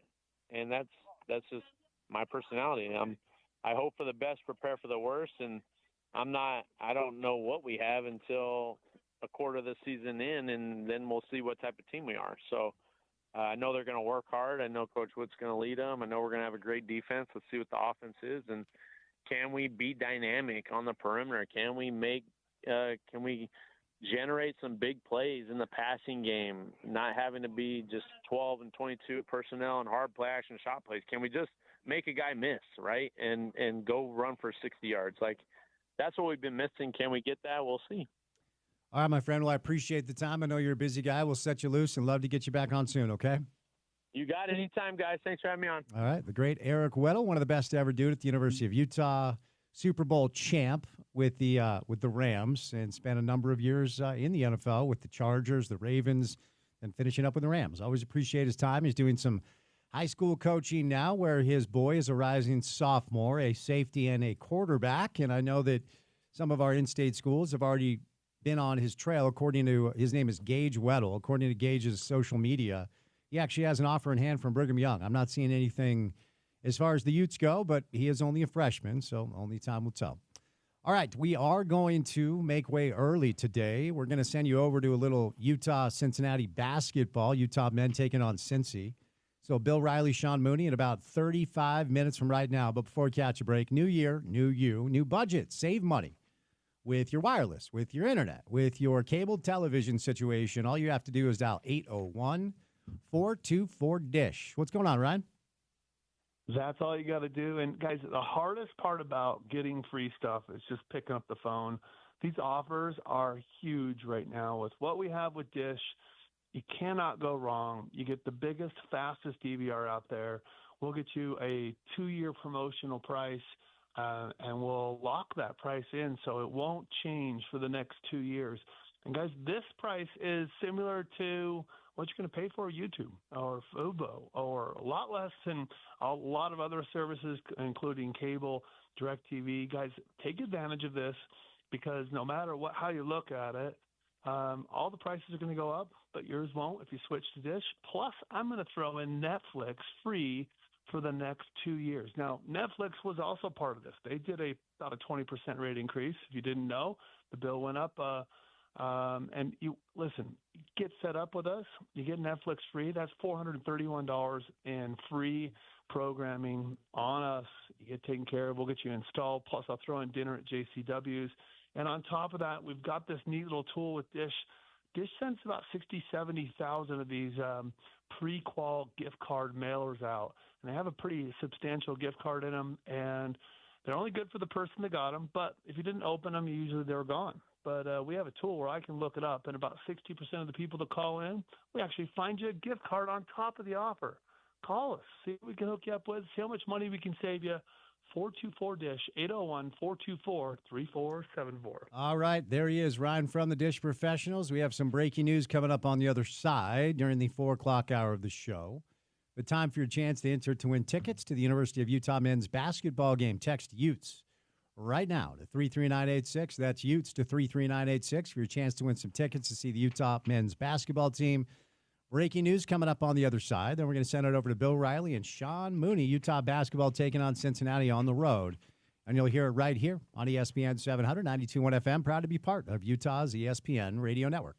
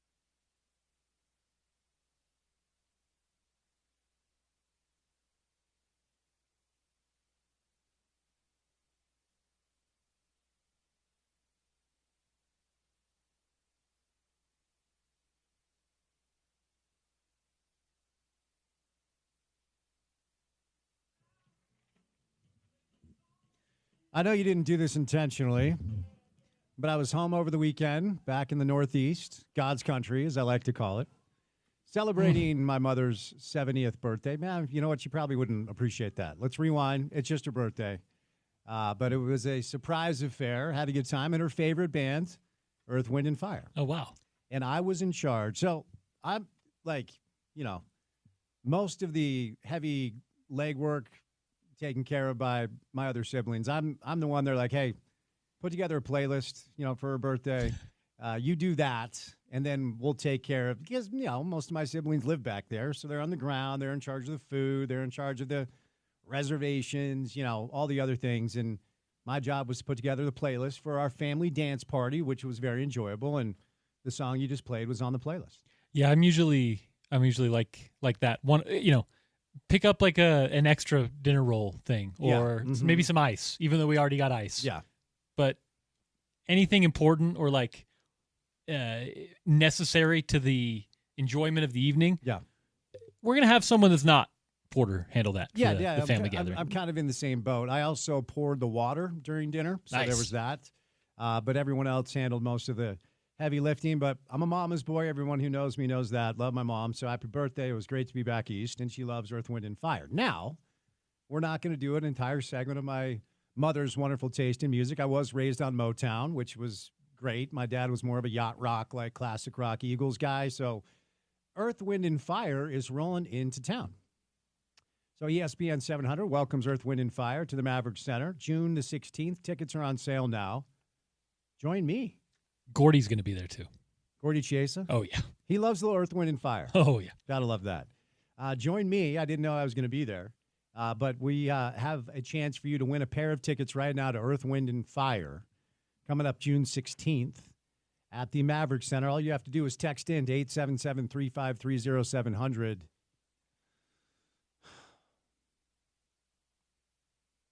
Are you watching the Utah Jazz this year? And are you finding any joy watching the Utah Jazz? Text in. I'm genuinely curious for an NBA market, a basketball state, a basketball market. How many people are really tuned in and dialed into this stuff? So just give me a hot Jazz take on a cold Tuesday afternoon, and we'll pick one that we like the best. Send you to see Earth, Wind, and Fire coming up at the Maverick Center. I bet that would be a fun show. I might have to go to that. Apparently you're joining me there, which I didn't know. So, Earth, Wind, and Fire, Maverick Center, June 16th, 877-353-0700. All right, Porter, we have a little breaking news on a Tuesday afternoon. We don't have to play the corny sounder. You don't want to? No, we don't. You know what? Play it. We have potentially the worst breaking news sounder in all of radio, and when we have our opportunity, we don't even have a guy saying breaking news. It's just this. I like that we do it.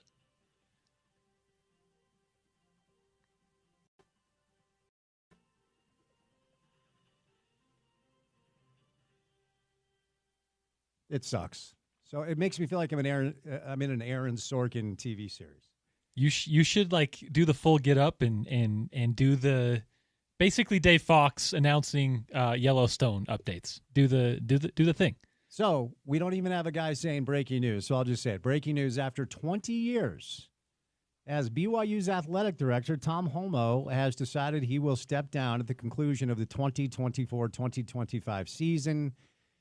Tom, by all accounts, did a phenomenal job down there, helping Brigham Young Athletics traverse a very complicated space with independence, consummating a great television deal with ESPN that essentially allowed them to tread water while they found a home. And, by the way, they found a home under the tutelage and leadership of Tom Holmoe in the Big 12.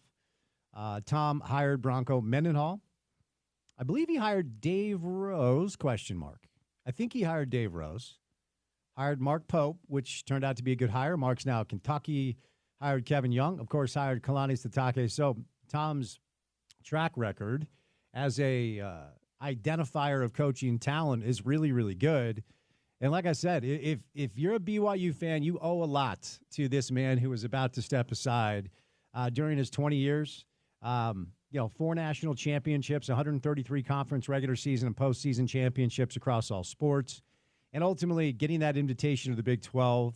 He won Athletic Director of the Year in 2020, 2021 when BYU was like, screw COVID, we're playing football, and took over in 2005.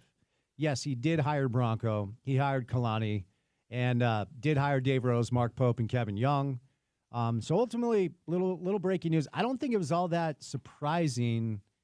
I want to say Brian Santiago is his right-hand man. I'm not even sure what Brian's title is, but I think Brian might be in line to land that job as the heir apparent to Tom Homo. I honestly don't know. I would imagine they are going to talk to a lot of different people. I'm sure a lot of their very influential boosters and donors will get into the mix a little bit, namely Ryan Smith and Danny Ainge and all the powerful BYU alums out there. So Tom Homo stepping down, retiring after the 2024-2025 season as the athletic director at Brigham Young. And like I said, I think he has done a phenomenal job. He's a very nice man. Anytime I've had, random Tom Homo story, about 3 or 4 years ago, I was at Nordstrom during the holidays. And I was with somebody who was very excited to be shopping at Nordstrom during the holidays. Tom was with his wife, who was very excited to be shopping at Nordstrom during the holidays. And typically when you do a job like this and you run into a coach, a player, somebody from a front office, athletic director Mark Harlan or Tom Homo or whoever it is, they do want to talk, but they're very careful about what they say because obviously, you're in the media, you're blabbing on air for 4 hours every day. But Tom was so disinterested in participating with the holiday shopping that he pulled me aside and we talked for like an hour while our significant others went about their business of shopping at Nordstrom. And it was a really fascinating conversation. This was prior to their Big 12 invite, and he was very honest about how his belief continued that simply independence is not sustainable for them long term. And I never had heard him say that on the record. And so I was a little bit taken back because Tom did a really good job of spinning things to basically say, like, hey, we're good. We're going to continue down this path. And at some point, we hope to find a home. But I think when Bronco left, now I always remind people that Bronco tripled his salary. So it wasn't just like, hey, I'm leaving for a different job. It's like, no, I'm making a grip of money. But Bronco on his way out essentially said on multiple occasions and thereafter as well, that one of the main reasons he left BYU is independence just was not sustainable. And Tom echoed that sentiment. I mean, for the football program, it was always kind of awkward. You lose one game, and then you're going to the Idaho Potato Bowl or the Hawaii Bowl or whatever it is. There's nothing really left to play for. The ESPN contract allowed them to tread water. Now, obviously, BYU as an institution is not wanting for cash, revenue streams, cash flow. They're doing fine financially. And, in the event that they want to unlock even more financial support, that's up to the people that own the institution. But if they ever give that green light, it could be an absolute game changer. And I think we're already seeing it a little bit. But obviously, as a financial, the ability to stay afloat financially was predicated on the deal that Tom consummated with ESPN to televise the football team and the basketball team while they were trying to find a conference. And then finding the Big 12 obviously has given them this lifeline where they don't have to worry about all of the financial pitfalls and all of the scheduling complications and bowl partnerships, what have you. Like getting into a P4 conference is probably Tom Homo's crowning achievement as the athletic director of Brigham Young. But again, obviously a good hire with Bronco Mendenhall. Had to clean up after the Croton mess. Really good hire with Kalani's. Turned out to be the right hire. And I think all three of his basketball hires, well, certainly two of them. Dave Rose is probably the greatest basketball coach in Brigham Young history. Mark Pope did a really good job in a limited space here before moving on to one of the coveted jobs in college basketball, and that's at the University of Kentucky.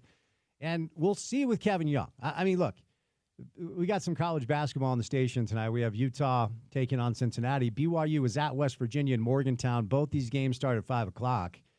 BYU went on the road to Cincinnati, and they got trucked after losing to Arizona at home. And by all reports, and I don't have strong data here, I do not have the copies of the contracts that were signed by Kenan Catchings or Yegor Demon. By all reports, they have 2 7-figure players on their roster and a lot of money allocated elsewhere. Trevin Nell, older than Luka Doncic, little known fact. Across the landscape of their personnel, they've paid a lot of money for this team And if they don't even go to the NCAA tournament, that's like a sunk cost. And at this point, I think the jury's very much still out because when you have clear talent on your roster, we talk about the coach. There's a reason why there are very few Jazz fans that are down on Will Hardy. In fact, there probably are 0 Jazz fans down on Will Hardy, 0 media members knocking on Will Hardy. We all watch. We know that they're entering gyms behind the 8 ball. They do not have near the talent as their competitors 99% of the time, unless they're playing like Washington. So therefore, the blame on the current situation with the Jazz does not go towards the direction of their head coach, but Kevin has talent on this roster, certainly that Craig doesn't have. I mean, I'm sorry if that sounds harsh. Every time I watch Utah basketball play, I'm like, man, they're up against it. You know, they went to Morgantown, lost to West Virginia by 11. Cincinnati, that game is coming your way in just a little bit. We'll do some pregame coverage with Bill Riley in addition to Sean Mooney. So kind of a sneaky important game. Utah is a pretty heavy underdog. They're a 7.5-point underdog. Cincinnati's a good defensive team. They were ranked in the preseason top 25, but they're 4-8 in conference, 14-9 overall. As I referenced, they just absolutely curb stomped Brigham Young. We'll see what the Utes are able to do tonight. But there you go. A little bit of breaking news randomly on a Tuesday afternoon. Tom Holmoe has announced that he will be stepping down after the 2024-2025 season. 20 years as BYU's offensive coordinator. I haven't seen anything as far as what the replacements will look like. Like I said, I think Brian Santiago is kind of like his right-hand man and ultimately maybe just moved over a seat and made the next athletic director. That's a good job. It's a much better job now than it was, I think, when Tom took it, which is a tip of the cap to him. No, there's no doubt about that. All right, so we got a little college college basketball coming your way. I wanted to get to this, Porter. I don't know if you guys talked about this. Jake Schoaf, former BYU basketball player, passed away in a car accident while I was traveling when I was back east. Did you guys touch on this at all? Yeah, we saw the news, I think, when we were on Friday and quickly got to it, but I don't think knew what actually had gone down. So saw, tweets and kind of people being cryptic about the BYU basketball family, but we weren't able to touch on it too much. So Jake was the starting center for American Fork High School in 1997 when they advanced to the state championship in high school basketball and ran into a buzzsaw. Bountiful Braves.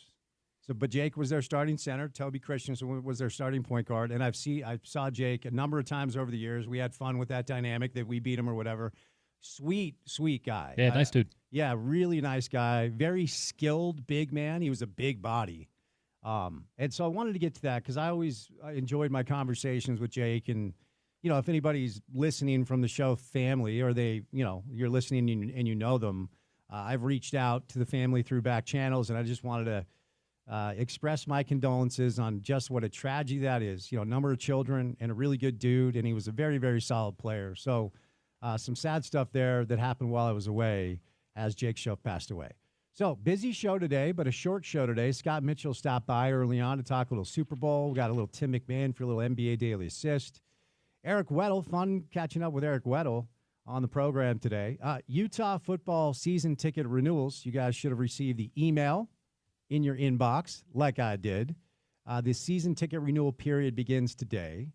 And all of the tickets are more expensive this year than they were last year.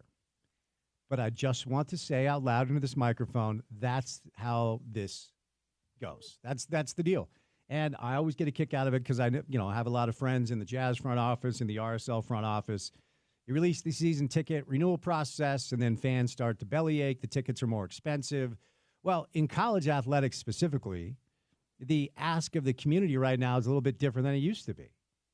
And that's just out of necessity in order to keep up with the way things are going. So I understand that there were a lot of Ute fans that were a little bummed out, a little upset when they got the season ticket renewal email. Then you click on the link like I'm about to do, and then you check out the renewal process. And, it is a situation where pretty much everywhere in that stadium, tickets will be more expensive this year than they were a year ago. And that's just the deal. And, Utah football is in such a advantageous situation that for anybody that decides that these price points are too expensive for them, there are a number of people on waiting lists that are willing and ready to step up so they become Utah football season ticket holders. I don't know how long the waiting list is, but I do believe there is a lengthy waiting list for anybody who elects to give up their tickets. I think a lot of people are in line to snatch them up. Obviously, we're hoping this year is a little bit different. 89 consecutive sellouts at Rice-Echo Stadium. They've won 33 of their last 39 games, played in Salt Lake, undefeated at home in 2019, 2021, and 2022.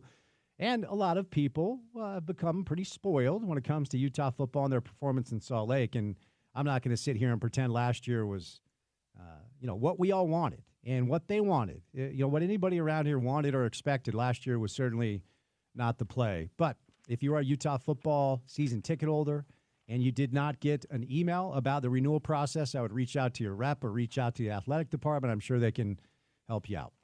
All right, Utah basketball, Cincinnati coming up on the other side. Real quick, hummus is overrated.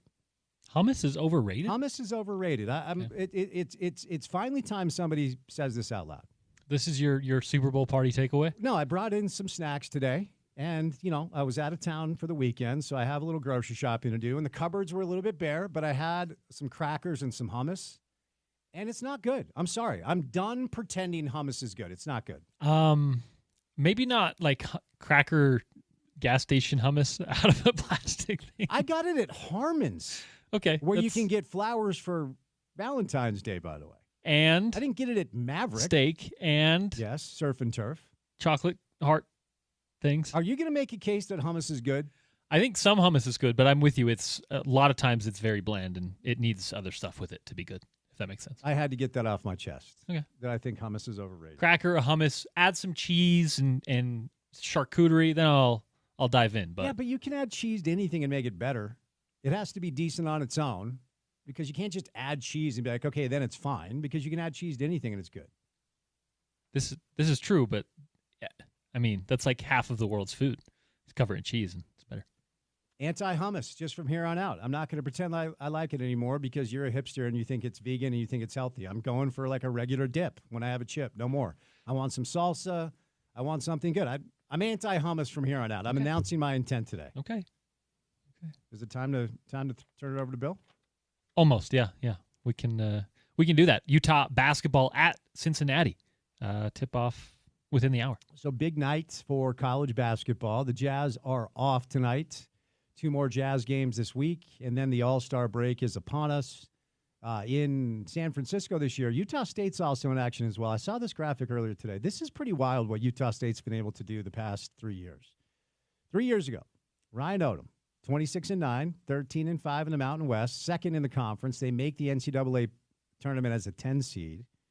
2 years ago, Danny Sprinkle, I guess this was last year, Danny Sprinkle, 28-7, 14-4, first in the Mountain West. And Danny had 0 players returning. Ryan had 1. Jared Calhoun, 3 players return. They're 21-3. They're second in the Mountain West, and they're ranked number 22 in the country. So that's pretty wild. So we got some college basketball coming up tonight. All 3 of our local teams in action. Utah, Cincinnati comes your way coming up on the other side. Porter, what comes our way on a Wednesday edition of this radio show? On a Wednesday edition of The Drive, we'll maybe kind of wrap up the NFL season, the Super Bowl, with our guy Sean Syed of Sumer Sports. And then we're talking hockey, we're talking hoops, we're talking Utes, going all over the map from there. Richard Smitty Smith, Neil Smith on the program for our weekly hit with him behind the glass. And then we'll wrap it up with a Utes talk. Maybe Bill, maybe Sean Mooney. We'll go from there. Someone who is paying close attention to the game that we are about to hear on this here station. Sean Syed joined this radio show last week and said he thought Philly was going to win and win pretty convincingly. So our man will do a bit of a victory lap, I suppose. Yeah, that's one of the reasons I got him on. Of our guests last week, he was the only one that was like really confident and went out there with that take. So indeed, Alex Len has signed with the Lakers, so they got a center. But the problem is he's not very good at basketball.